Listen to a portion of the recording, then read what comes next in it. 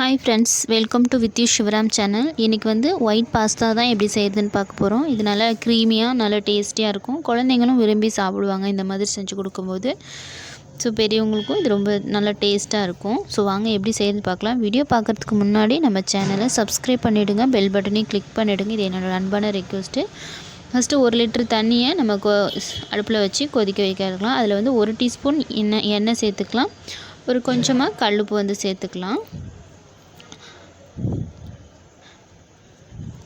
அந்த ஒரு தண்ணி நல்லா கொதிக்கட்டும். கொதிச்சதுனதுக்கப்புறமா நம்ம பாஸ்தா சேர்த்துடலாம். நான் 200 கிராம் பாஸ்தா எடுத்திருக்கேன். இப்போ பார்த்திங்கன்னா தண்ணி நல்லா கொதிச்சிருச்சு. இந்த டைமில் பாஸ்தாவை சேர்த்துடலாம். சேர்த்துட்டு நல்லா கலந்து விட்டுறலாம். ஒரு நிமிஷம் மட்டும் பாஸ்தாவை கொதிக்க வச்சுக்கலாம். ரொம்ப நேரம் கொதிக்க வைக்கக்கூடாது.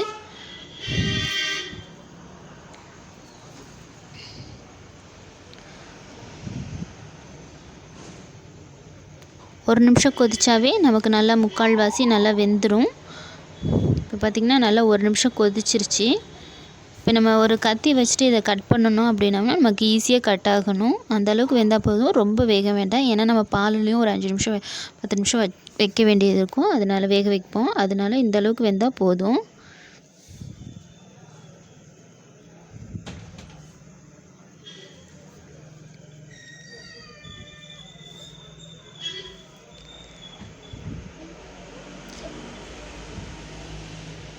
பாருங்கள், இந்த அளவுக்கு இருந்தால் போதும். என் நடுவில் கொஞ்சம் வேகாது போல் இருக்கும்.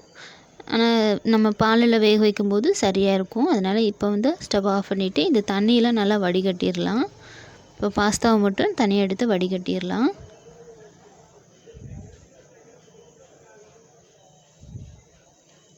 இப்போ உடனே ஒரு கூல் தண்ணியில் நார்மல் தண்ணியில் விட்டு ஒரு வாஷ் பண்ணிக்கலாம். அப்போ தான் ஒன்றோட ஒன்று ஒட்டாமல் இருக்கும்.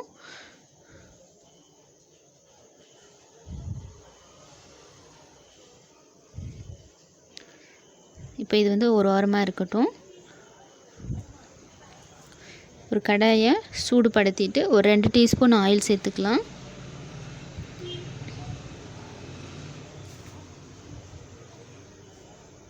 இப்போ ஒரு பெரிய வெங்காயம் இந்த மாதிரி கொஞ்சம் பெருசாக கட் பண்ணிக்கலாம். ஒரு கேரட், ஒரு கேப்சிகம், ஒரு சின்ன துண்டு இஞ்சி, ஒரு 3 பூண்டு. இது எல்லாமே நீல வாக்கில் கட் பண்ணி எடுத்திருக்கேன். இது எல்லாத்தையுமே ஒன்றா சேர்த்துட்டு ஒரு 10 நிமிஷம் நல்லா வதக்கி விட்டு எடுத்துடலாம்.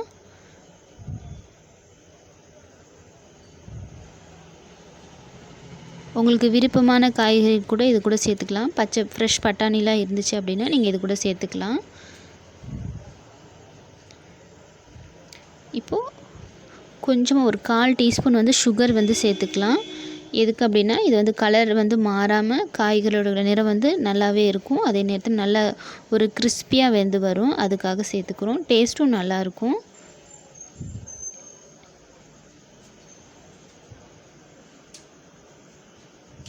இப்போ ஒரே ஒரு தக்காளி மட்டும் பொடியாக கட் பண்ணிவிட்டு அதையும் சேர்த்துக்கலாம்.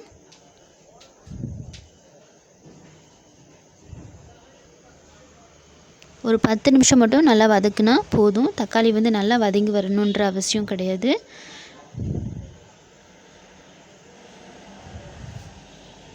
இப்போ இந்த காய்கறிகளுக்கு தேவையான அளவு உப்பு சேர்த்துட்டு ஒரு நல்லா வதக்கி விட்டுறலாம்.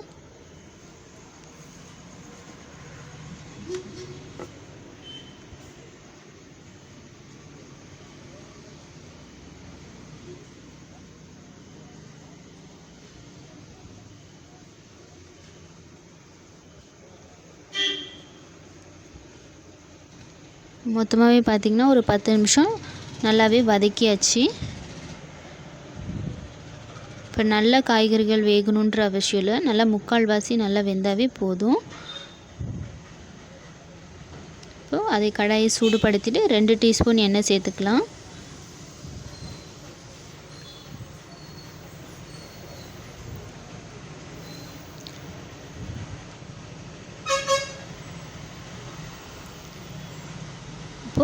அடுப்பை லோ ஃப்ளேம்லேயே வச்சுட்டு நம்ம 3 டீஸ்பூன் கார்ன்ஃப்ளவர் மாவு சேர்த்துக்கலாம். நீங்கள் உங்களுக்கு என்ன மாவு இருக்கோ அதை கூட சேர்த்துக்கலாம். கார்ன்ஃப்ளவர் மாவு அல்லது கோதுமை மாவு, மைதா மாவுன்னு சொல்லிட்டு இதில் எது வேணால் சேர்த்துக்கலாம்.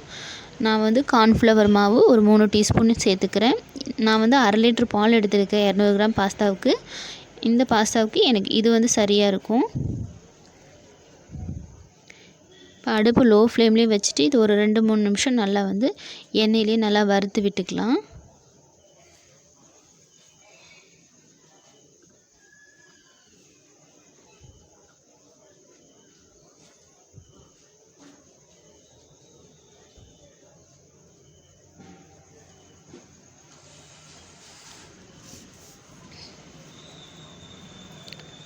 நல்லா ஒரு 3 நிமிஷம் வறுத்தாச்சு. இப்போ வந்து ஒரு கொஞ்சம் கொஞ்சமாக ஒவ்வொரு டம்ளராக நான் வந்து சேர்த்துக்கிறேன். இந்த பாலை 1/2 லிட்டர் பாலை கொஞ்சம் கொஞ்சமாக இந்த மாதிரி ஒரு டம்ளராக சேர்த்துட்டு கட்டிகள் இல்லாமல் நல்லா கலந்து விட்டு எடுத்துடலாம். நம்ம சேர்த்து கிண்டி விடும்போதே கொஞ்சம் கொஞ்சமாக பால் சேர்த்து நம்ம கிண்டி விடும்போதே நல்லா இந்த மாதிரி திக்காகிடும். அப்போ திக்கானதுக்கப்புறமா திரும்ப ஒரு டம்ளர் பால் சேர்த்துக்கலாம். இப்போ கட்டிகள் இல்லாமல் திரும்ப கலந்து விட்டுக்கலாம். இந்த மாதிரி பாலை வந்து ஒரேடியாக சேர்க்கக்கூடாது, கொஞ்சம் கொஞ்சமாக சேர்த்து இந்த மாதிரி நல்லா கலந்து விட்டுக்கலாம். உங்களுக்கு கரண்டி வச்சு கிண்டுறதுக்கு கஷ்டமாக இருக்குது அப்படின்னா விஸ்க் வச்சுக்கிட்டு கூட நல்லா கட்டிகள் இல்லாமல் நல்லா கலந்து விட்டுறலாம். விஸ்க் வச்சு கலந்து விடும்போது பார்த்திங்கன்னா உங்களுக்கு சீக்கிரமாகவே கட்டிகள் இல்லாமல் நல்லா கரைஞ்சி நல்லா பால் வந்து நல்லா க்ரீமியாக மாறிடும் கட்டிகள் இல்லாமல்.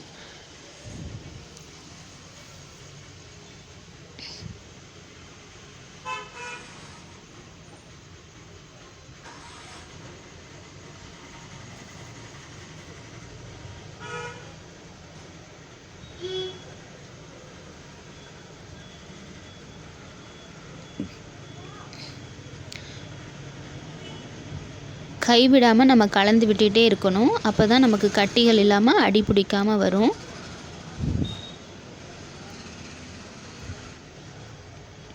இப்போ திக்காயிடுச்சு. திரும்ப மீதி இருக்க எல்லா பாலையும் நான் வந்து சேர்த்துக்கிறேன். சேர்த்துட்டு கட்டிகள் இல்லாமல் நல்லா கலந்து விட்டு எடுத்துடலாம்.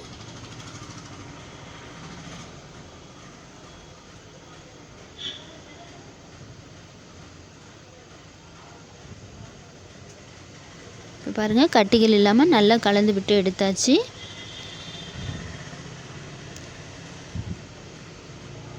இப்போ நம்ம வதக்கி வச்சுருக்க காய்கறிகள் வெங்காயம் இதெல்லாமே சேர்த்துக்கலாம். அப்புறம் சில்லி ஃப்ளேக் வந்து உங்களுக்கு காரத்துக்கு தகுந்த மாதிரி சேர்த்துக்கலாம். நான் வந்து ஒரு டீஸ்பூன் சேர்க்குறேன். நீங்கள் சின்ன குழந்தைங்களுக்கு ரொம்ப சின்ன குழந்தைங்களுக்கு கொடுக்குறீங்க அப்படின்னா அதுக்கு உங்கள் காரத்துக்கு தகுந்த மாதிரி சேர்த்துக்கோங்க.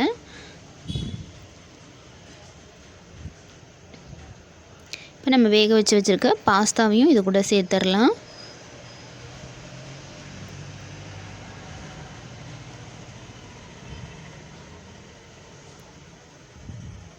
நம்ம பாஸ்தாவில் வேக வைக்கும்போது உப்பு சேர்த்துருக்கோம், அதே மாதிரி காய்கறிலையும் உப்பு சேர்த்துருக்கோம். இப்போ நம்ம கலந்து விட்டுட்டு உங்களுக்கு உப்பு குறைவாக இருந்தால் நீங்கள் வந்து இப்போ சேர்த்துக்கலாம். உப்பு சரியாக இருக்குன்னா அப்படியே விட்டுடலாம். இப்போ நல்லா மிக்ஸ் பண்ணி விட்டுடலாம். நான் வந்து கொஞ்சமாக உப்பு சேர்த்துக்கிறேன்.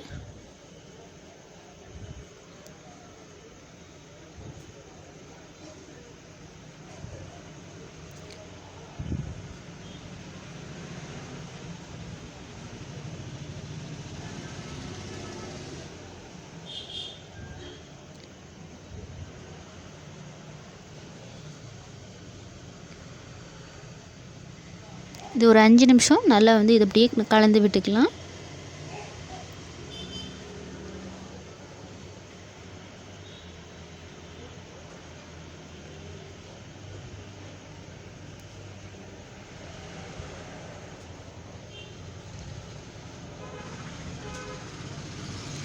ஸோ அவ்வளோதான் ஃப்ரெண்ட்ஸ், நல்லா க்ரீமியாக நல்லா ஜூஸியான ஒயிட் பாஸ்தா வந்து ரெடி. நல்லா டேஸ்ட்டாக இருக்கும்.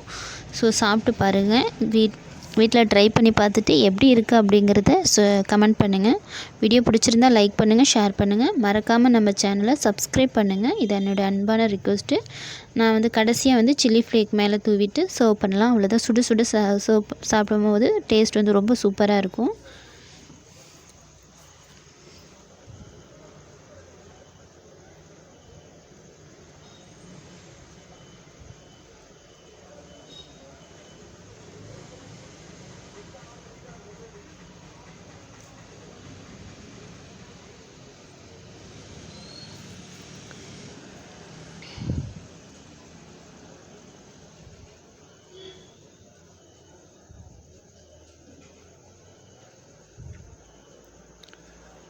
Okay friends, thank you.